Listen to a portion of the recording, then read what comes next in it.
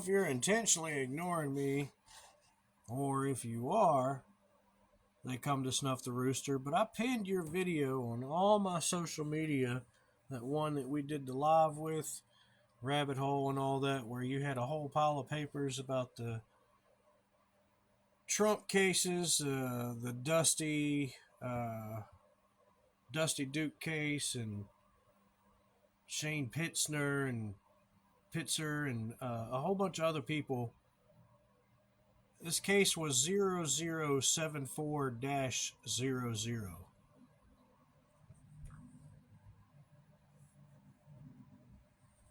Puzzling thing about this case, the video that I pinned, well, I got reason to believe it removed my entire YouTube channel of 14 years. And I went investigating, as you say, looking.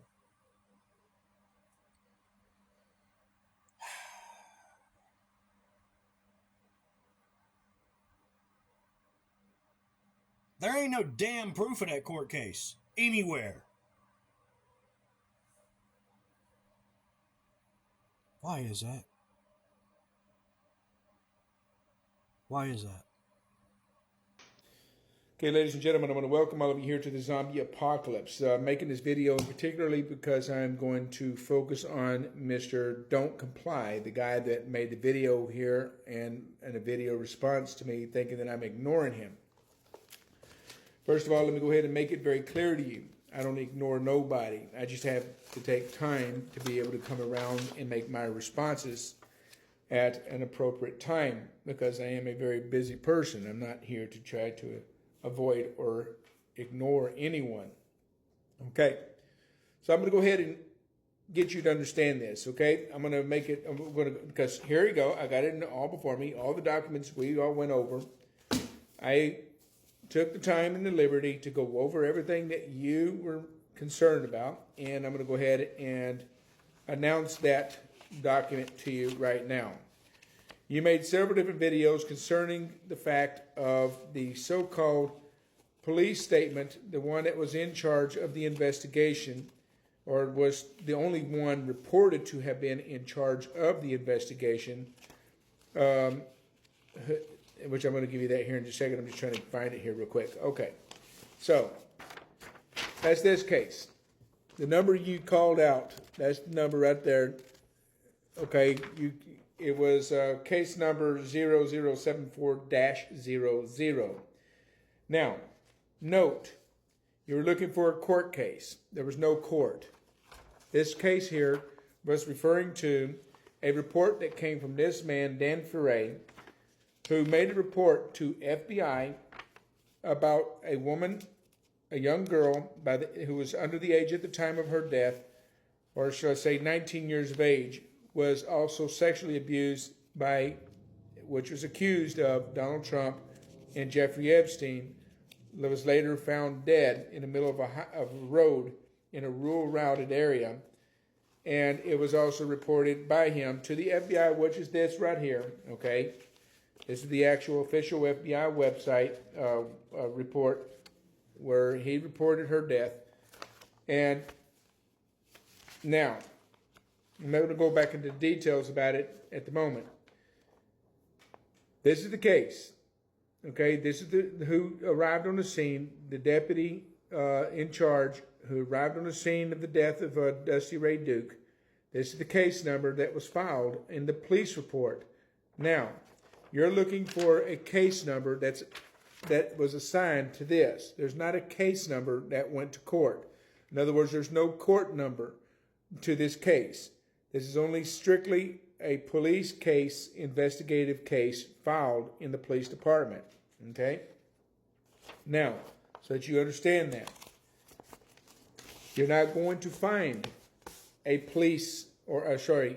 court report or a court document on this case. Why? Because her case was ruled as suicide. In other words, the case ended. It didn't go into any kind of prosecutory direction. There was no one named as a suspect to her death, so on and so forth. However, her death is attached to his official report he made to the FBI.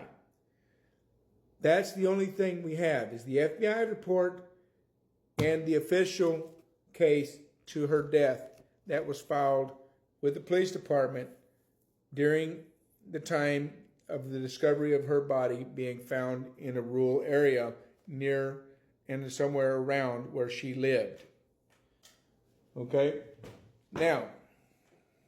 So I make that very clear to you that you're not going to find a court case on that case. It's been filed as case closed. However, I'm going to bring your attention to another case. Okay? This is the other case we talked about on live.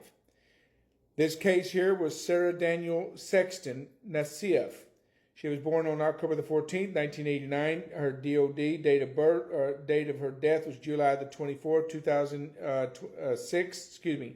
July the 24th, 2006. Now, this case is related to this case because it's in the same city, in the same location where this young girl was pushed out of a van, a moving vehicle, after she had been sexually assaulted and abused.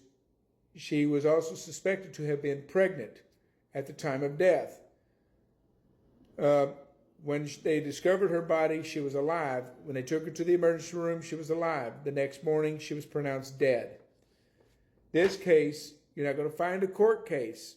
This case is also considered a code case.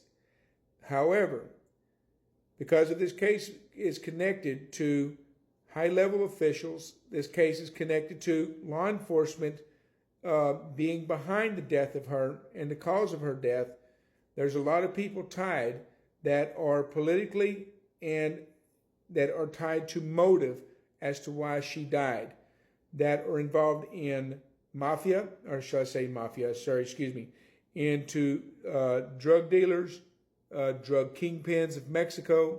This case is a very big case. It's not a small case because it's tied to very, very important people that were involved in her death or that were tied in the circle of her death. Okay? So this case has become a code case. The problem with that case is that you're not going to find anything on this report because apparently this case has been gagged. In other words, no one can look into it. No one can look at the file number. No one can look at the details in the file. Every angle that I tried to go into this case to look for the information into this case, the more stone walls that I got into this case, the more harder it become to find any evidence. I was at the time working close together with the mother in hopes that the mother can shed light on the people involved. The mother had cold feet, scared, and filled with a lot of anxiety, wants justice, but at the same time has fear that she just,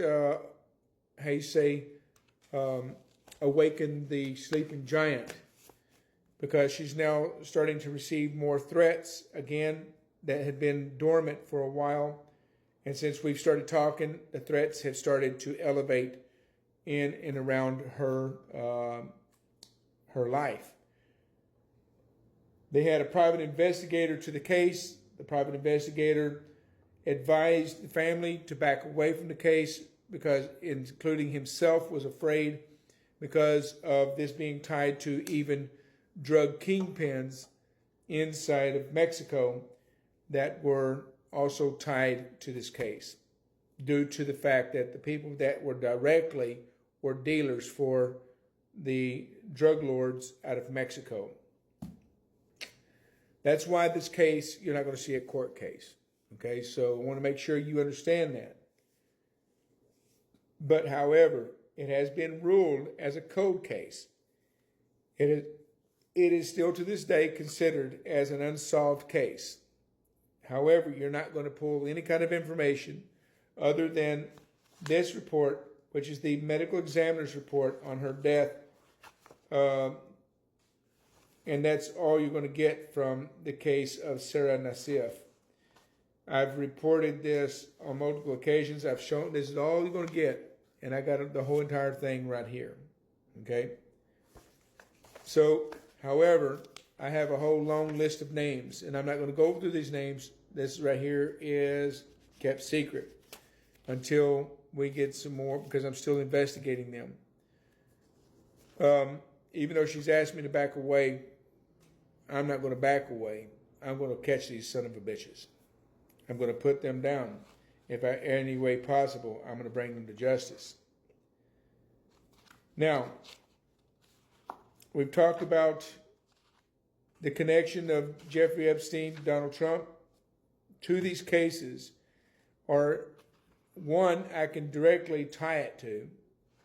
The other one can be also very highly potential, but at this point I don't see the connection.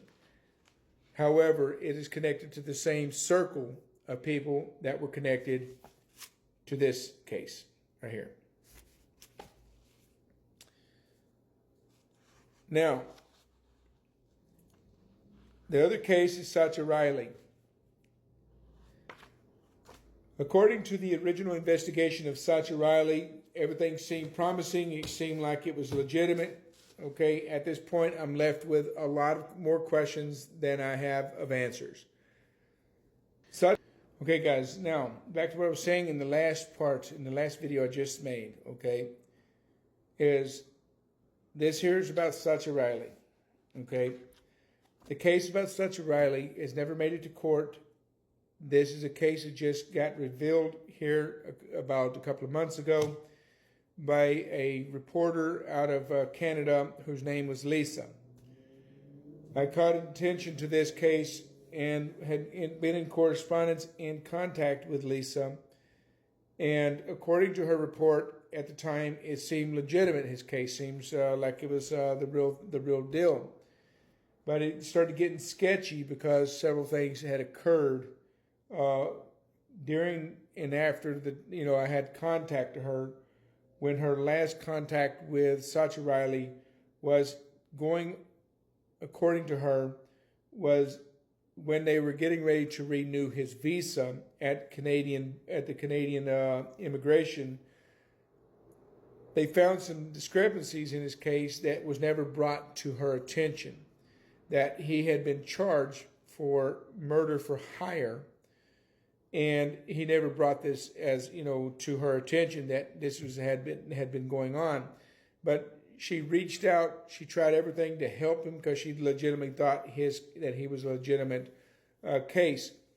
But when she invited him to Canada and to live in her home, it had compromised her safety, that forced her to go into a safe house and outside of her home because of what she discovered about him, things that he did not report earlier on. Compromised her safety and security, as well as her team that were working on the case. He had then, since then, have been deported back to the United States, and he is there inside of the United States, so on and so forth. Now, everything I'm telling you is on her Subtract account, where she explains why she's not investigating or helping him to bring focus on it. She goes into details stating that that he seemed to be more focused on social media, to get his story on social media, when she advised him not to do that, especially under the investigation and under the research that they're doing together, will compromise the safety and security of himself, as well as the safety and security of her team and herself. But he refused to listen to her. He refused to work with her. He wanted to do it his way, so on and so forth. This, in turn, has turned into a hellstorm between the two of them, and they chose not to do it. Rooster, you're a gentleman and a scholar. I appreciate your response, and I really appreciate your patience, because I was getting a little frustrated, and I'm sure you could sense that. I wasn't getting frustrated because people were responding to me telling me it was false. I was getting frustrated because people weren't sharing it, maybe thinking it was false when they did the same thing I did and went and looked for the court case. So I greatly appreciate your clarification on this as I continue to pin this video that we have of the live where you shared in more detail all these things that you just discussed here. I guess what I was fishing for was a reason why we discussed all this stuff in the first place. I was fishing for a new court case, something legit that's actually going on, that's being pressed against Orange Man Small Hands right now. And I don't know that that's, I guess, going on, but maybe it is. I'm not sure. And I was confused when we last spoke in the live about you leaving your phone number in my email. And I never got that phone number, and I needed it because I need information and experience that you have. Of course, it's selfish of me, but I feel like we need to help each other and start grouping together to unite, because there's too many groups against us all. And if we don't organize in some way, shape, or fashion, we're all going to get independently mowed over. And what I've, you know what I got going on. I got my censorship cases going on, and I'm getting ready to roll the ball for them, and I'm trying to figure out whether I should get a court-appointed lawyer and go with the court-appointed lawyer, or court-appoint myself. And I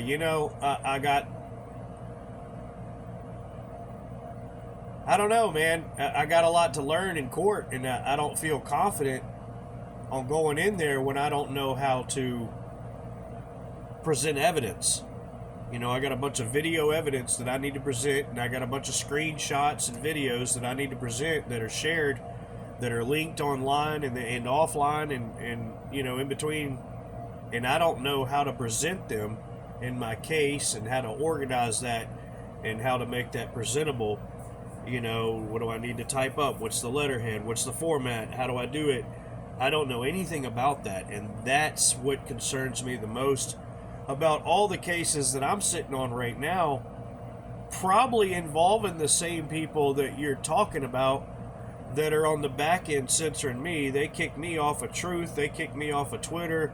I got one phone over here they turned the keyboard slam off of for the past 3 days. They don't want me talking or saying anything in text, so they turned the damn keyboard off. I can only type one digit and then it locks up the keyboard.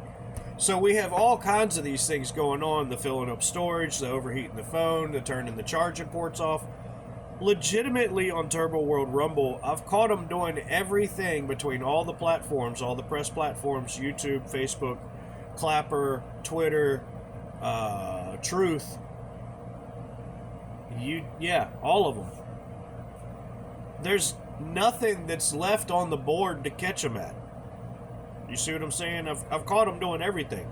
Everything that they can do online that's fraudulent, turning the appeal counters up instead of counting down. I got YouTube YouTube's got an appeal for 30 days. Well, they took that 30 days, UMG did, they turned it from 30 on up to 220, and I took the video down. Because it was obvious there was no way I was going to appeal. The timer's never going to run out. If I've done, I don't know how many appeals, maybe 300 appeals on YouTube, maybe 400 out of 2,300 videos that I've made in 14 years. And it just doesn't happen like that, you know what I mean? They all count from 30 down to 0. And this one, I caught in screenshot. So, anyway, long story short, I wanted to see if we could work together. I was trying to trigger you to see how you would respond, and like always, man, you pulled out just #1 trophy, man. Nothing but compassion, nothing but help, nothing but love. And this is the kind of person that, kind of personality that I'm striving to work towards, because I'm a little hot on the handle sometimes, and I'll come in a little hot, and I'll run a lot of people off that otherwise would be my friends. And so I'm working on that, and I appreciate your patience.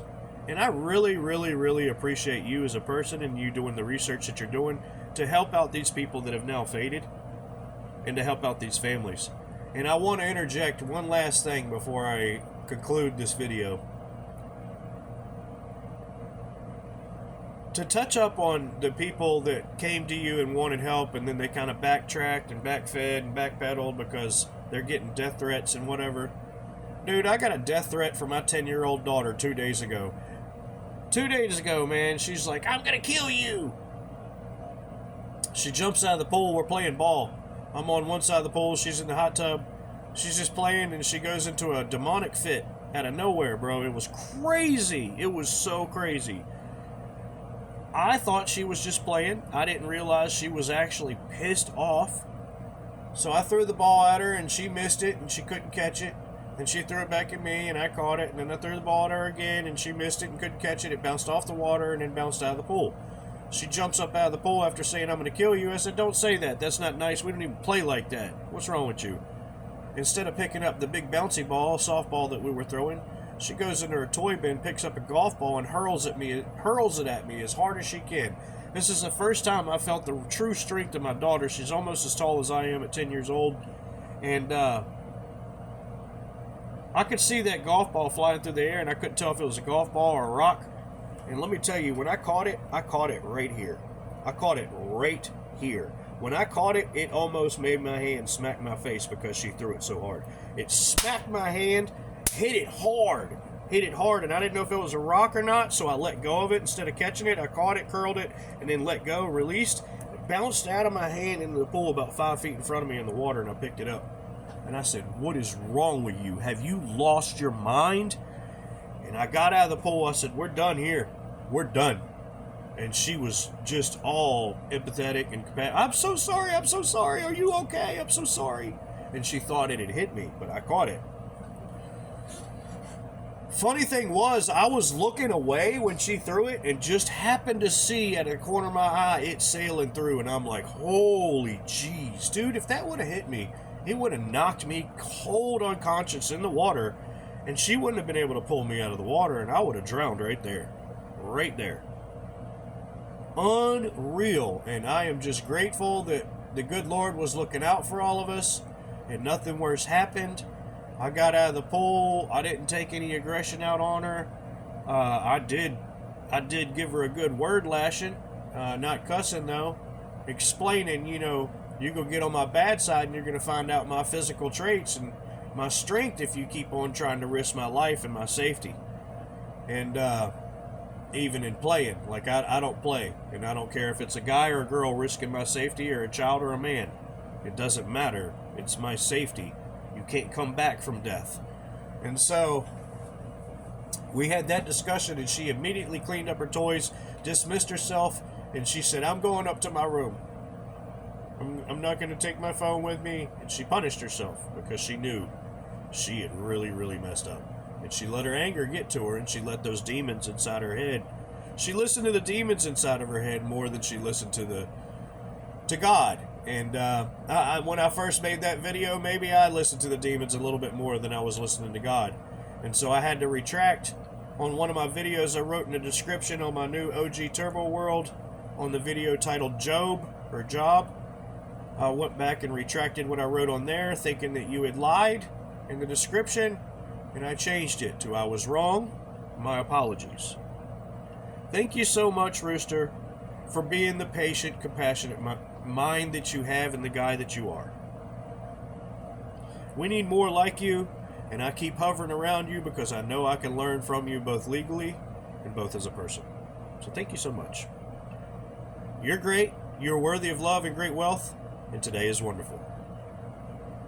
Go out there and be fantastic. Show everybody your smile. It's the best thing you got in your wardrobe. You can't imagine what you get with it. You can't imagine what you won't get without it.